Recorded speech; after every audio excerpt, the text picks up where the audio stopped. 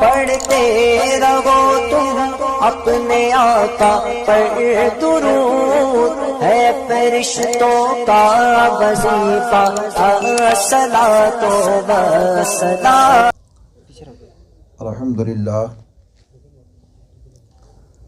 الحمدللہ رب العالمین، والصلاة والسلام علی سید الانبیاء والمرسلین، اما بعد فاعوذ باللہ من الشیطان الرجیم، بسم اللہ الرحمن الرحیم۔ کل نفس ذائقۃ الموت، صدق اللہ العظیم۔ معزز سامعین، جملہ حاضرین، پردہ نشین خواتین، السلام علیکم ورحمۃ اللہ وبرکاتہ۔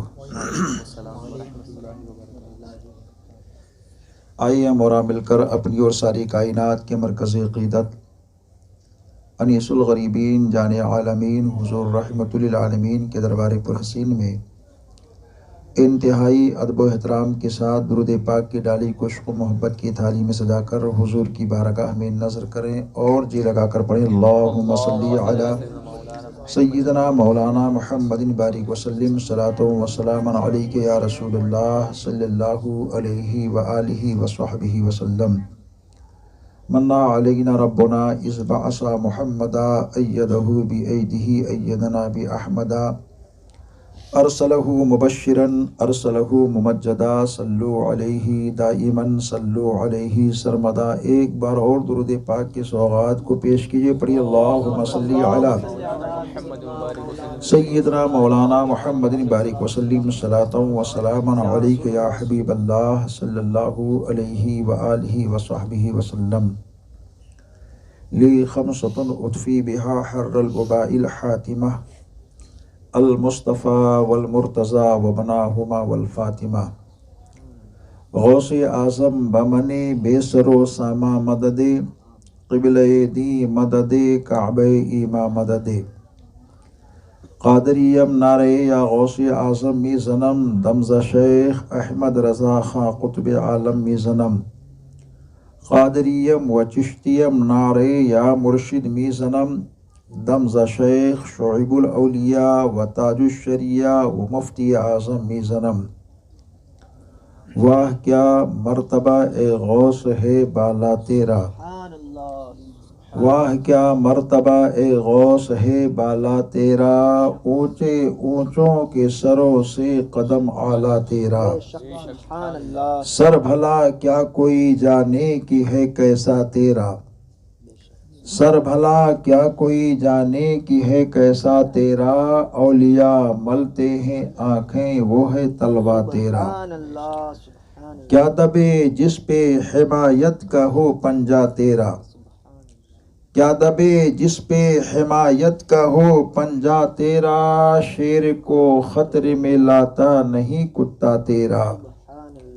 تیری سرکار میں لاتا ہے رضا اس کو شفیع، تیری سرکار میں لاتا ہے رضا اس کو شفیع، جو میرا غوث ہے اور لاڈلا بیٹا تیرا۔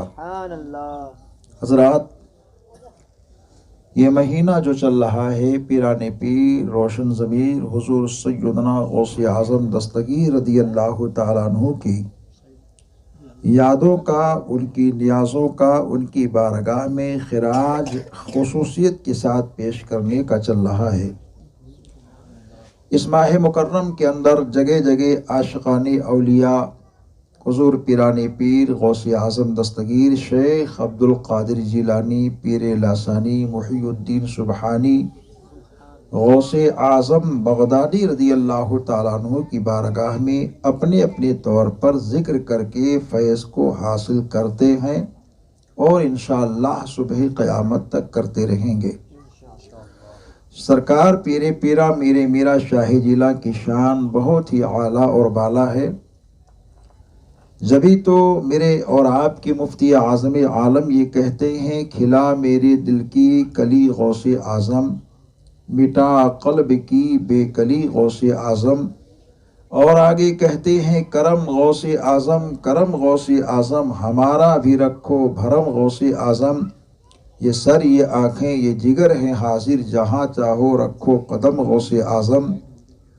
اور سرکار پیرے پیرا میرے میرا کی شان اعلیٰ اور ان کی زندگی کا ایک ایک لمحہ بہتر اور بالا نظر آتا ہے۔ جبھی تو استاد زمن حضرت علامہ حسن رضا بریلوی نے سرکار پیرے پیرا میرے میرا کی شان میں کہا، اسیروں کی مشکل کشا غوث اعظم، فقیروں کے حاجت روا غوث اعظم، فسا ہے تباہی میں بیڑا ہمارا، ذرا پار کشتی لگا غوث اعظم۔ کہے کس سے جا کر حسن اپنے دل کی، کہے کس سے جا کر حسن اپنے دل کی، سنے کون تیرے سوا غوث اعظم۔ یہ تو منظوم خراج عقیدت پیران پیر روشن ضمیر حضور سیدنا غوث اعظم دستگیر کی بارگاہ میں پیش کیا گیا۔ آج کی محفل یہ سال ثواب کی محفل ہے، جہلم کی فاتحہ کی تقریب کی محفل ہے۔ اس مناسبت سے ہم نے قرآن مقدس کی بہت ہی مشہور اور معروف آیت مقدسہ کی تلاوت کی ہے۔ رب نے اعلان فرمایا، کل نفس ذائقۃ الموت، ہر نفس کو موت کا مزہ چکھنا ہے۔ موت سے کس کو رستگاری ہے، آج وہ تو کل ہماری باری ہے۔ ایک نہ ایک دن ہم سب کو یہ دنیا کی ساری چیزیں چھوڑ کر کے خدا کی بارگاہ میں جانا ہے، اور جب ہم سب کو جانا ہے تو جانے سے پہلے ہم سب کو اس جانے کی تیاری کرنی چاہیے۔ موت جب کسی کو آتی ہے تو موت آ کر کے ایک پیغام ہم سب کو دیتی ہے، اور وہ پیغام کیا ہے جو کسی عقل مند سے پوشیدہ نہیں۔ موت جب آ جاتی ہے تو موت کے آنے کے بعد میں طرح طرح کے خیالات انسانوں کے ذہنوں پر آتے ہیں۔ کوئی یہ کہتا ہے موت آئی تو ایک گھر جو آباد تھا اس کو ویران کر گئی۔ کوئی یہ کہتا ہے موت آئی تو خوشیوں کے ماحول کو غمی میں تبدیل کر کے چلی گئی۔ کوئی یہ کہتا ہے موت آئی تو ایک بیٹی کو ماں سے جدا کر گئی۔ کوئی یہ کہتا ہے موت آئی تو ایک رشتہ دار کو دوسرے رشتہ دار سے دور کر گئی۔ کوئی یہ کہتا ہے موت آئی تو ایک بیوی کو شوہر سے اور ایک شوہر کو بیوی سے الگ کر گئی۔ کوئی یہ کہتا ہے موت آئی تو ایک بیٹے کو باپ سے دور کر گئی۔ لیکن عزیزان گرامی، یہ موت کسی کے گھر کو ویران کرنے نہیں آتی، یہ موت کسی کے گھر میں غم پیدا کرنے نہیں آتی، یہ موت کسی رشتہ دار کو دوسرے رشتہ دار سے الگ کرنے نہیں آتی، یہ موت کسی بیوی کو شوہر سے دور کرنے یا شوہر کو بیوی سے الگ کرنے نہیں آتی، بلکہ موت آتی ہے تو ایک امتی کو نبی کا دیدار کرانے آتی ہے، ایک دیوانے کو مدینے والے مصطفیٰ کا حسین جام پلانے آتی ہے۔ کیونکہ جب موت آتی ہے تو موت کے آنے کے بعد میں ہی کائنات کے والی انیس بے کساں چارہ ساز درد مندہ کا دیدار اس عاشق کو ہوتا ہے جو نبی یہ دو جہاں کا نورانی چہرے مقدس دیکھنے کی تڑپ رکھتا ہے۔ بے شمار اللہ کے ایسے بندے اور بندیاں دنیا میں تھے جنہوں نے اپنی ظاہری آنکھوں سے آمنہ کے لال کا دیدار کیا، اور جب دنیا سے جانے لگے تو اس وقت بھی دونوں عالم کے سرکار کا دیدار ہوا۔ موت کے آنے کے بعد میں کیا کیا ہوتا ہے، کیسی کیسی کیفیت ہوتی ہے، کیسے کیسے حال ہوتے ہیں، یہ ہم سب سے پوشیدہ نہیں ہے۔ موت کے آنے کے بعد میں ہم سب ان کے ایصال ثواب کے لیے کام کرتے ہیں اور کرنا بھی چاہیے، لیکن موت جب آتی ہے تو ہمیں کیا پیغام دے کر کے جاتی ہے۔ جب کسی کے جسم سے روح نکل جاتی ہے اور اس کو نہلایا جاتا ہے، کفنایا جاتا ہے، دفنانے کی تیاری کی جاتی ہے، تو ہم سب یہ سمجھتے ہیں کہ یہ جانے والا جو بھی گیا، چاہے مرد ہے یا عورت، اگر اس کے جسم سے روح نکل گئی تو اس کا دیکھنا بند ہو گیا، اس کا سننا بند ہو گیا، اس کا بولنا بند ہو گیا۔ لیکن ایسا نہیں ہے۔ حدیث پاک کا مفہوم ہے کہ جب کسی کا انتقال ہوتا ہے تو بعد انتقال وہ جانے والا مرد یا جانے والی اللہ کی بندی جو بھی ہے، وہ ہر ایک کو دیکھتی بھی ہے، ہر ایک کو جانتی بھی ہے، ہر ایک کو پہچانتی بھی ہے، اور ہر ایک کی بولی کو سنتی بھی ہے اور جواب بھی دیا کرتی ہے۔ حدیث پاک کا مفہوم ہے کہ میت اپنے عزیزوں سے کلام بھی کرتی ہے۔ کیا وہ کلام کرتی ہے؟ جب میت کے جسم کو کسی تختے کے اوپر رکھ کر نہلایا جاتا ہے اور گرم گرم پانی اس کے جسم پر ڈالے جاتے ہیں تو میت یہ کہتی ہے، اے میرے جسم پر گرم پانی کو ڈالنے والے، ذرا پانی کی گرمی کو کم کر لے، کیونکہ موت کے چنگل نے مجھے اتنا کمزور کر دیا ہے جو پانی کی گرمی کو بھی برداشت کرنے کی طاقت نہیں رکھتا۔ میت کو جب کفنایا جاتا ہے تو پھر میت کلام کرتی ہے، اے مجھ کو آخری پوشاک دینے والے، اے مجھ کو کفن کے کپڑے پہنانے والے، دیکھ تیرے ساتھ بھی یہ سلوک ہونے والا ہے، اس سلوک سے پہلے اس کی تیاری کر لے۔ بعد میں میت کو جب اٹھا کر کے اس کی لاش کو کہیں رکھا جاتا ہے گہوارے وغیرہ کے اندر اور لوگ لے کر کے چلتے ہیں تو پھر میت کلام کرتی ہے، اے میرے جنازہ میں آنے والوں، اے مجھ کو کاندھا دینے والوں، اے میرے گھر سے مجھے نکالنے والوں، آج دیکھو میرے ساتھ میرا مکان نہیں جا رہا ہے، میری دولت نہیں جا رہی ہے، میرا اولاد نہیں میرے ساتھ جا رہا ہے، آج میرے ساتھ میرا مال نہیں بلکہ آج میرے ساتھ میرا اعمال جا رہا ہے، تم دنیا کے چکر میں مت آنا۔ یہ میت کلام کرتی ہوئی جاتی ہے۔ عجب سما ہوتا ہے، عجب کیفیت ہوتی ہے جب کوئی جانے والا جاتا ہے یا جانے والی اللہ کی بندی اپنے گھر والوں سے جدا ہو کر کے جاتی ہے تو ایسے موقع پر ہر کوئی رو رہا ہے، آنکھیں رو رہی ہیں، آنکھوں سے آنسو بہ نکلتے ہیں، کیونکہ وہ ہمارے اندر صبح و شام رہ کر کے اپنی زندگی کو گزارا کرتی تھی۔ وہ اللہ کا بندہ ہمارے اندر رہ کر اپنے زندگی کے ایک ایک لمحے کو گزارا کرتا تھا، آج وہ جا رہا ہے، اب جانے کے بعد میں دوبارہ اس کو دیکھنا نصیب نہ ہوگا۔ آج وہ جا رہا ہے، اب جانے کے بعد میں پھر اس کی باتیں سننے کو نہ ملیں گی۔ آج وہ جا رہا ہے، پھر اس کو کوئی بات ہم کہہ نہ سکیں گے۔ یہ سوچ کر کے ہر کوئی آنکھوں سے آنسو کو بہاتے ہیں، لیکن جانے والا اگر ایمان کے ساتھ جاتا ہے، جانے والا رسول پاک کی محبت کا چراغ لے کر کے جاتا ہے، جانے والا قرآن کی تلاوت کی شان لے کر کے جاتا ہے، جانے والا درود پاک کی بہاریں لے کر کے جاتا ہے، جانے والا کلمہ طیبہ کے نورانی ہار کو لے کر کے جاتا ہے، تو جب وہ جاتا ہے گھر والے روتے ہیں تو وہ جانے والا کفن پہن کر روتا نہیں ہے بلکہ کفن پہن کر کے مسکراتا ہے اور اپنے گھر والوں سے کلام کرتا ہے اور یہ کہتا ہے کہ اے میرے گھر والوں، کیوں رو رہے ہو؟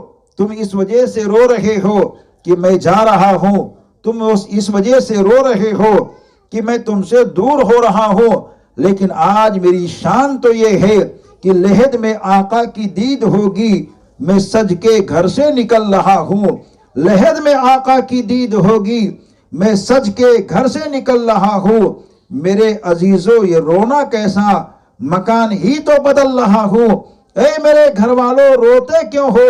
میں اس مکان کو چھوڑ کر کے اس مکان میں جا رہا ہوں جہاں دونوں عالم کے سرکار کا دیدار ہونا نصیب ہوگا۔ وہ بڑی شان کے ساتھ جاتا ہے، بڑی آن کے ساتھ جاتا ہے، بڑی پہچان کے ساتھ جاتا ہے۔ موت کے تعلق سے ایک لمبی گفتگو ہے، لیکن وہ لمبی گفتگو اس موقع اور مناسبت کے موقع پر ہو نہیں سکتی ہے۔ اختصار کے ساتھ ایصال ثواب کی محفل ہے۔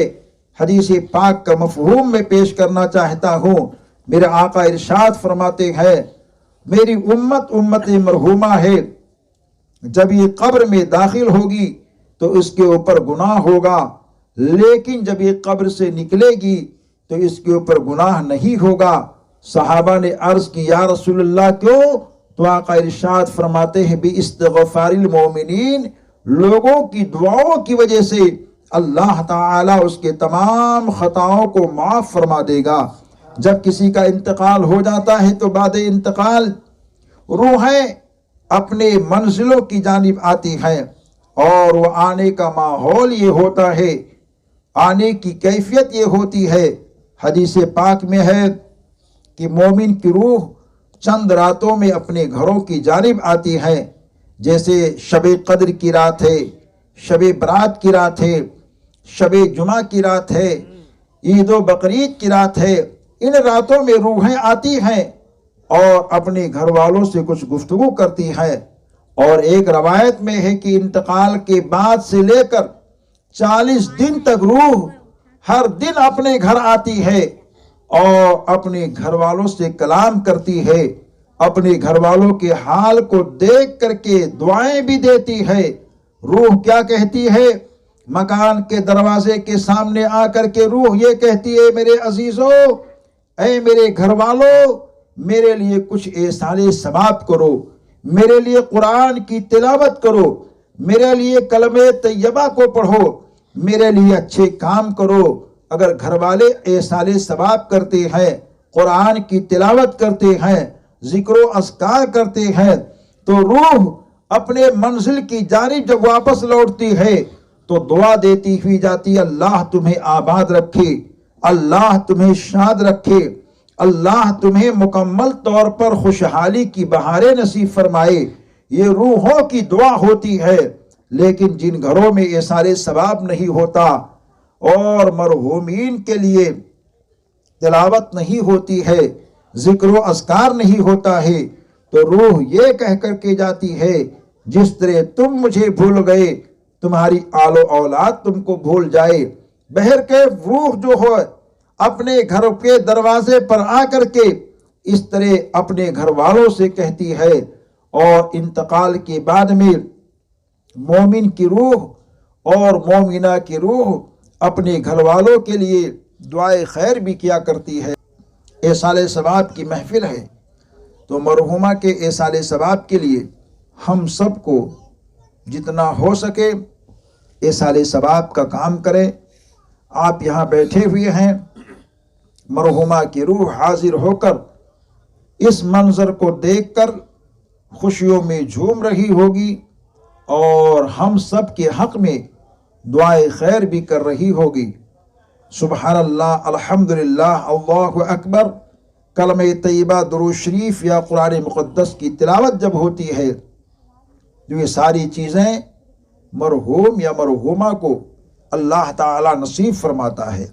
حدیث پاک کا مفہوم ہے کہ جب کسی کے لیے کچھ تحفہ ایصال ثواب کی شکل میں پیش کیا جاتا ہے تو جیسے ہی تلاوت ہوئی، ذکر و اذکار ہوا، سبحان اللہ، الحمدللہ ہوا، تو اللہ کے فرشتے اس کو جنت کے تشت میں سجاتے ہیں، اور قبر کے سرہانے لے جا کر کے جس کے لیے ایصال ثواب کیا جاتا ہے اس کو آواز دیتے، اے فلاں بن فلاں، دیکھ تیرے چاہنے والے نے آج تجھ کو تحفہ پیش کیا ہے۔ قرآن کی تلاوت کا، سبحان اللہ کہنے کا، الحمدللہ کہنے کا، اللہ اکبر کہنے کا، درود شریف پڑھنے کا، تو صاحب قبر اس تحفے کو پا کر بہت خوش ہوتا ہے۔ تو اب تحفہ کا ذکر جب حدیث پاک کے مفہوم سے ثابت ہے تو پتہ یہ چلا کہ تحفہ بہت عظیم الشان تحفہ ہے۔ زندوں کو لوگ تحفہ دیتے ہیں کپڑے کے ذریعے سے اور دوسری چیزوں کے ذریعے سے، مرحومین کے لیے تحفہ قرآن کی تلاوت ہے، ذکر و اذکار ہے، درود پاک کی کثرت ہے۔ لہٰذا ہمارے گھروں سے اگر کوئی جائے تو ہم اپنے مرحومین کے لیے تحفہ روزانہ کچھ نہ کچھ پیش کرتے رہیں۔ اگر زیادہ نہ پیش کر سکیں تو کم سے کم سورہ فاتحہ 1 مرتبہ پڑھ کر، سورہ اخلاص 3 مرتبہ پڑھ کر، اول آخر درود شریف پڑھ کر اپنے گھر کے مرحومین کو روزانہ تحفے کی شکل میں ایصال ثواب کر دیا کریں۔ یہ تحفہ ان کو پہنچے گا، خوشی ہوگی، اللہ تعالیٰ اس کی برکتوں سے آپ کو دارین کی نعمتیں، برکتیں، عظمتیں نصیب فرماتا رہے گا۔ میری دلی دعا ہے کہ اللہ تبارک و تعالیٰ اس محفل نور کی فیض و برکات سے مرحومہ کو ہر ہر کروٹ چین و سکون، راحت و اطمینان کی بہاریں نصیب فرمائے اور ان کی قبر پر رحمت و نور کا پھول نچھاور فرمائے۔ یہ قصہ لطیف ابھی ناتمام تھا، جو کچھ بیان ہوا آغاز باب تھا۔ استغفر اللہ ربی من کل ذنب و اتوب الیہ۔ السلام علیکم ورحمۃ اللہ وبرکاتہ۔